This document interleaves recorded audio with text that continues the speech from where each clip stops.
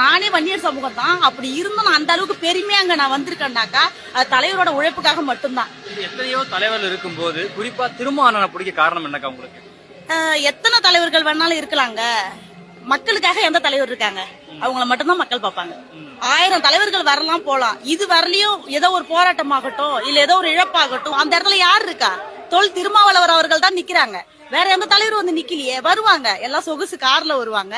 வந்துட்டு அவங்கவுங்க வேலை என்னமோ டீசெண்டா டிசிப்ளினா உள்ள சேர் போட்டு உட்காந்துட்டு போவாங்க. ஆனா களத்துல யார் நின்னு போராடுறது? இந்த 63 வயசுல யாரு குரல் கொடுக்கறது? யாருன்னா இந்த மாதிரி ஒரு தலைவரை நீங்க பாத்திருக்கீங்களா? இந்த மக்களுக்காக இவ்வளவு ஒரு கஷ்டப்படுற தலைவர் யாருன்னா பாத்திருக்கீங்களா? ஒவ்வொரு சமூகத்துல இருந்து ஏன் ஆர்வமா வராங்க? இப்ப தலித் மக்கள் மட்டும் இல்லங்க, விடுதலை சிறுத்தை கட்சிகள்னாலே தலித் மக்கள் மட்டும் இல்ல, அனைத்து சமூக மக்களும் இருக்கிறாங்க. எல்லா மக்களும் இருக்காங்க. அது ஏன் என்ன காரணம்? மக்கள் எல்லாம் ஏத்துக்கொள்ற ஒரே தலைவர் திருமாவளவர் மட்டும்தான். வேற யாரும் ஏத்துக்க மாட்டாங்க. குறிப்பா மற்ற தலைவரை பிடிக்க தாண்டி அதிகப்படியான பெண்களுக்கு திருமாவளவன் ரொம்ப